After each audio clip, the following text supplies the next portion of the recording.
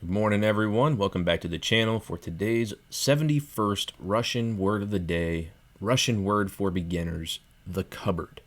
The place that you put dishes or anything else that you might find in the kitchen. шкаф, шкаф, шкаф, Шкаф. Really, there's not a lot that's difficult for an English speaker to say in this word. It's a simple SH followed by K, followed by A, and ending with F sounds. All of these are sounds that we have in English, so go ahead and practice the word a few more times here at the end of the video. We'll see you tomorrow with a new word of the day. Пока for now. шкаф, шкаф, шкаф.